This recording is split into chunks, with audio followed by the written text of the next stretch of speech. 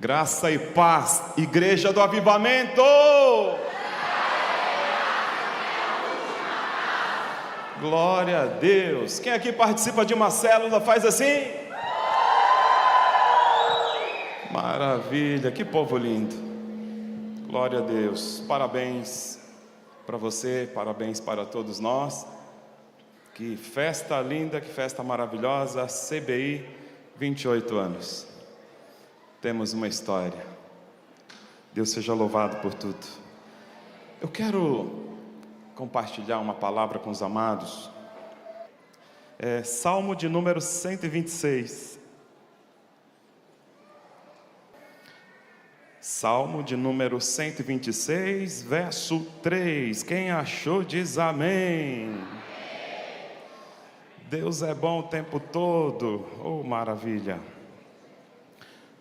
Salmo de número 126, somente o versículo 3 vai nos dizer assim: com efeito, grandes coisas fez o Senhor por nós, por isso estamos alegres. Quem aqui está alegre? Glória a Deus. Feche teus olhos, Pai, no nome santo e bendito de Jesus. Eu quero te agradecer, ó Deus, por esta oportunidade de estarmos aqui em família, celebrando mais um aniversário.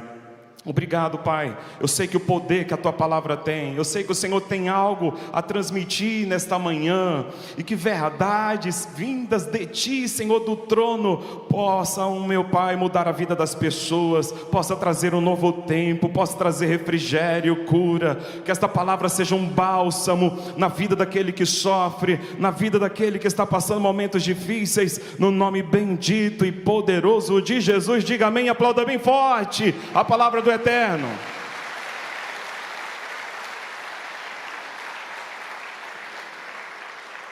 O tema deste domingo: gratidão pela jornada. Gratidão pela jornada. Para nós entendermos o que está acontecendo aqui neste texto que eu acabei de ler, precisamos voltar um pouco na história. Era o ano de 586 a.C., quando o Império Babilônico, ele invade Jerusalém e leva o povo cativo para a Babilônia. Agora, como que este império conseguiu entrar naquela cidade, chamada de Cidade Santa? Como que eles conseguiram entrar no lugar santíssimo, no templo do Senhor, e roubou tudo que tinha de precioso naquele lugar? A palavra vai nos revelar isso, que isso anos e anos depois, ele já estava no cativeiro, e o Senhor revela para o profeta Ezequiel. O Senhor leva ele em visão a Jerusalém e mostra, antes da chegada dos babilônicos, antes deles invadirem, o que estava acontecendo. Havia idolatria, havia práticas ilícitas naquele lugar, um lugar que era para ser santo, tinha sido profanado. Então o inimigo veio e entrou. Só que Ezequiel teve a revelação, o porquê que ele entrou. Ele viu a glória de Deus que estava ali sobre o lugar santo, o lugar santíssimo, aonde somente o sumo sacerdote entrava uma vez por ano. E ele viu a glória de Deus saindo e ficando sobre a cidade. Depois ele viu a glória saindo da cidade, indo para as montanhas. Por que que o inimigo às vezes nos alcança? Por que que o inimigo às vezes alcança alguém que teme a Deus? É porque o homem se afastou do Senhor. Se você se afastar de Deus, o inimigo vai ter essa oportunidade para alcançar a sua vida, para alcançar, o seu coração. Queridos, este povo que amava tanto a sua terra, agora eles estão cativos na Babilônia. E se você ler o Salmo de número 137, vai revelar o que eles estavam sentindo, o que eles estavam passando. Vá um pouquinho mais adiante, depois nós iremos voltar aqui, ó. o verso 1, 137, o verso 1. Às margens dos rios da Babilônia, nós nos assentávamos e chorávamos, lembrando-nos de Sião. O povo do Senhor, povo escolhido, agora cativo na Babilônia, eles tinham saudades de Sião, eles tinham saudade de Jerusalém, eles tinham saudade, sabe, de estar ali servindo a Deus, porque o cativeiro, queridos, ele veio para trazer disciplina para eles, porque eles tinham apostatado, tinham se afastado do Senhor, mas eles aprenderam uma dura lição, que não dá para viver longe do Senhor, e lá eles estavam assim, chorando. Aí se você continuar lendo, o inimigo disse assim: olha, cante uma das canções lá da sua terra, cante uma das canções. E ele disse: como iremos cantar em terra estrangeira? Ele já tinha pendurado as suas harpas nos salgueiros. Então, esta era a situação do povo, era uma situação de opressão, de sofrimento, de lamento, e de fato só restava para eles chorar. Mas a palavra vai nos dizer, queridos, que o cativeiro teve um período de duração, e o período foi de 70 anos. 70 anos. Imagine você, as pessoas de mais idade chorando, se lamentando, com saudade de Sião. Os mais jovens tinham apenas curiosidade, porque nasceram e cresceram no cativeiro, e eles escutavam histórias tão lindas do seu povo, histórias tão maravilhosas de Jerusalém, até que veio a notícia: estamos voltando para casa. Estamos voltando para casa. Oh, queridos, essa notícia foi como uma bomba. Essa notícia trouxe grande alegria para aquele povo que estava detido, cativo, que estava sendo humilhado ali na Babilônia. E então eles falaram: olha, a nossa boca se encheu de riso. Agora não havia mais lamento, não havia mais tristeza. Eles estavam agora se alegrando, porque receberam a libertação. Ei, eu não sei como você chegou aqui. Quem sabe você está sentindo em alguma área da sua vida, você sente que está preso, que você está cativo. Mas eu quero dizer uma coisa: o libertador está aqui. Aquele que muda a vida do homem e da mulher está neste lugar. Aquele que traz restauração à saúde, ao casamento, a família, está neste lugar, e o nome dele é Jesus de Nazaré. Aleluia! E como o tema da nossa ministração é gratidão pela jornada, nós vamos fazer essa pequena viagem falando sobre gratidão na jornada da nossa fé. Em primeiro lugar, gratidão pelo passado. Lembrar das obras de Deus. Que cena emocionante. Os primeiros cativos voltando para Sião. Como eu já disse, alegria intensa, sorriso nos lábios, de alguém que sabe o que é sofrer no cativeiro e que agora está livre. Então há alegria. Queridos, o passado não é só um conjunto de memórias, ele é um testemunho da fidelidade de Deus. Eles estavam livres, havia cicatrizes, havia uma história ruim, mas isso não quer dizer que Deus não cuidou daquele povo. Ei, se você enfrentou batalhas, guerras, e quem sabe você carrega no seu corpo cicatrizes, é sinal de uma coisa: se você está de pé, é sinal que Deus cuidou de você, e que você é uma pessoa que tem histórias. Amém? Amém ou não amém? Então, todos nós temos uma história. Todos nós temos uma história. Certa vez um homem comprou um quadro que tinha uma pintura belíssima. Ele achou aquele quadro tão lindo, e ele então decidiu comprá-lo. Quando ele vai pendurar na parede, ele percebe que a moldura está encardida, está suja e que não estava em condições de ficar ali pendurado, a moldura estava velha. E ele estava pensando em descartar aquela moldura, até que ele foi a um restaurador. E aquele restaurador disse: não, você não pode jogar a moldura fora, porque a moldura fala da importância da arte. Ela também é importante, ela tem uma história. Então, queridos, todos nós temos uma história, e é sinal que Deus tem cuidado de cada um de nós, amém? Quando eu olho para a CBI, eu contemplo a história, o nosso começo, numa casa abandonada, numa casa tão velha, que a dona disse: olha, pode derrubar a parede. Eu tinha pedido autorização para ela, porque tinha a sala e o quarto, e ela disse: pode derrubar a parede. O nosso púlpito na época era um guarda-roupa que tinha sido desmontado e ali cerrado as tábuas, e foi feito um púlpito improvisado. O nosso som era uma caixinha amplificada, que ali a gente plugava o microfone. Tinha dia que eu ia ministrar e não tinha ninguém. Tinha dia que tinha algumas crianças visitando, mas um dia entrou uma mulher linda, formosa, e essa mulher entregou a vida ao Senhor Jesus, e ela está casada comigo até hoje, amém, glória a Deus. Gostaria que ela ficasse de pé. Fica de pé, Eliane. Glória a Deus.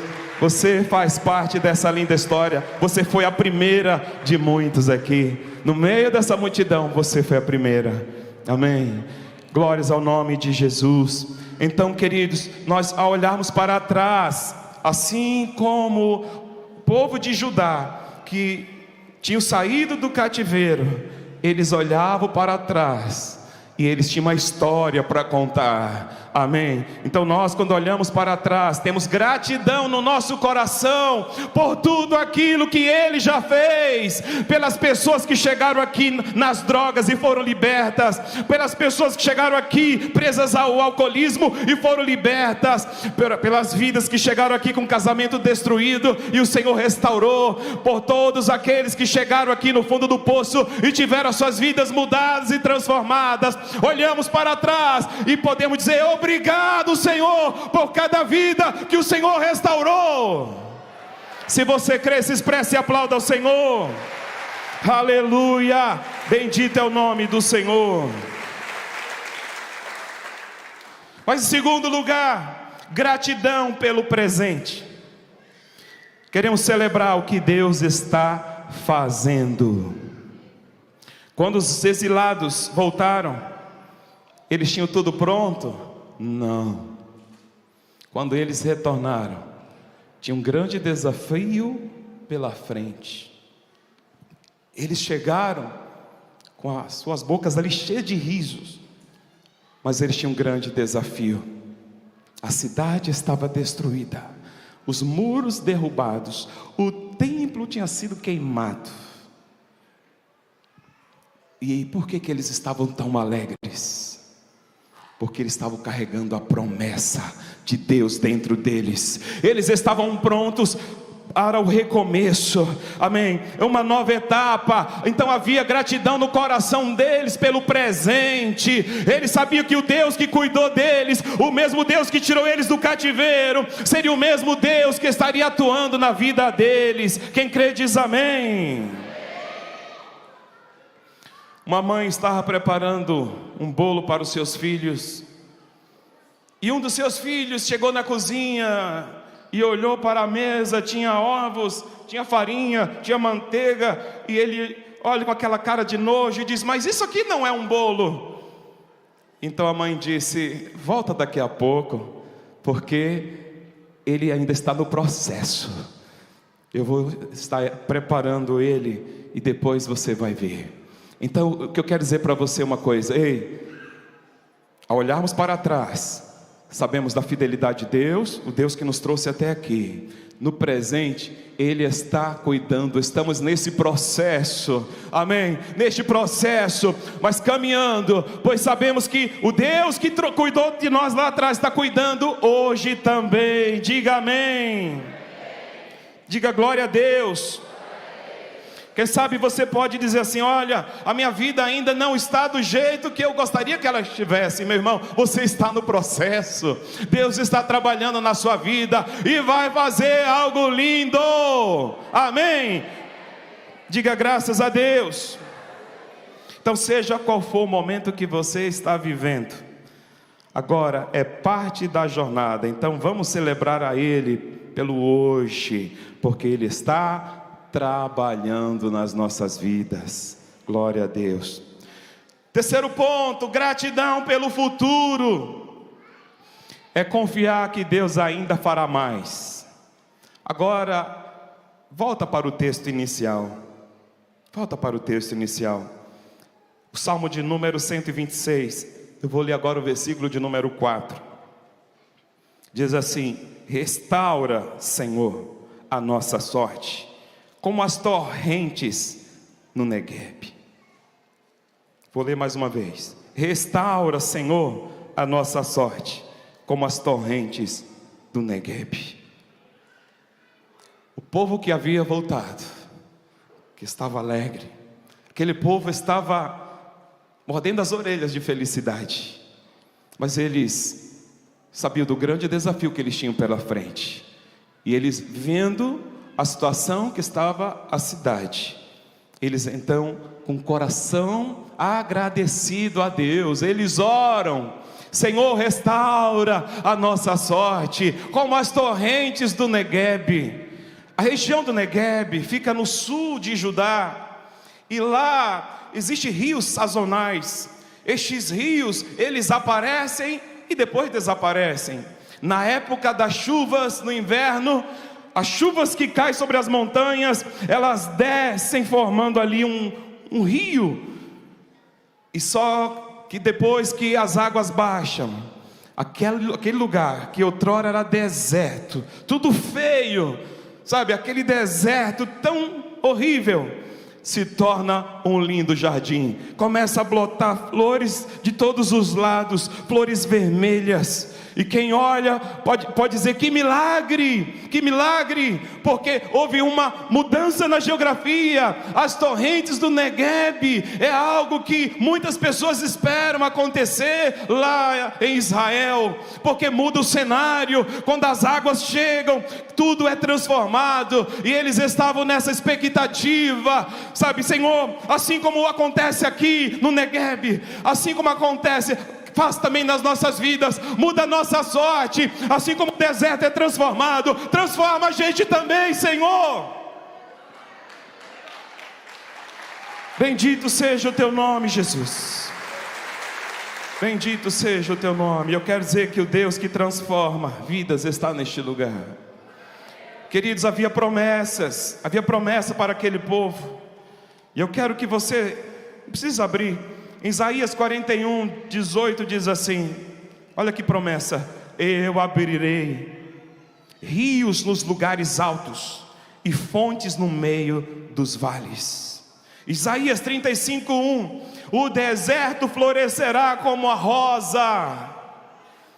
João 7, 38, quem crer em mim, disse Jesus, diz a Escritura, do seu interior fluirão rios de águas vivas.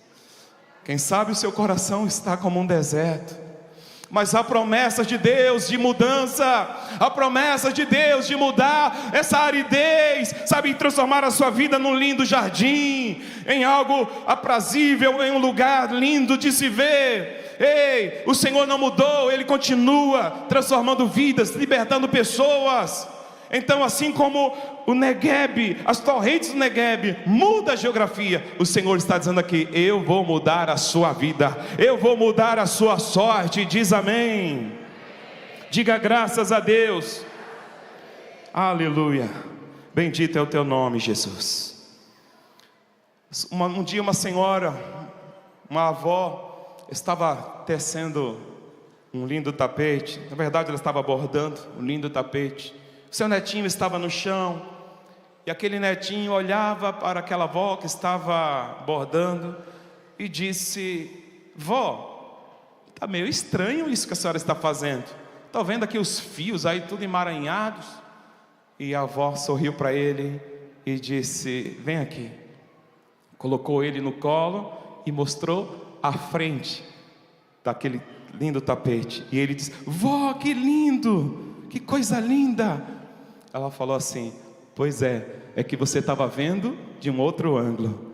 Olha daqui, não é mais bonito? Ele estava vendo apenas o avesso, né? Do outro lado. Mas aquela avó mostrou que o que ela estava fazendo era algo muito lindo.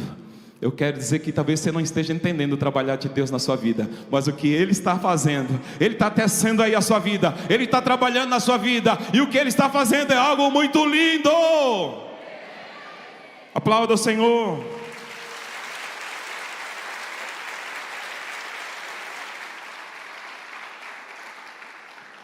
A jornada cristã é cheia de desafios, mas assim como os judeus do Salmo 126, podemos olhar para trás e reconhecer: Deus tem sido fiel. Você pode olhar para trás e dizer que Deus é fiel? Devemos lembrar das bênçãos do passado, celebrar o que Deus também está fazendo no presente e confiar que o que Ele ainda fará no futuro. Quem aqui crê que Deus vai fazer coisas poderosas, tremendas, sobrenaturais na sua vida, na sua casa, na sua família? Faz assim e diga: eu creio. Amém. Ao longo destes 28 anos, quantas pessoas chegaram aqui sem perspectiva de vida? Quantas pessoas foram transformadas neste lugar? Eu poderia citar aqui muitos exemplos, mas muitos exemplos. Mas eu quero citar o exemplo da nossa irmã que já partiu para o Senhor, a irmã Olga. Podia falar também da Priscila, que já partiu para o Senhor, que está nos braços do Pai.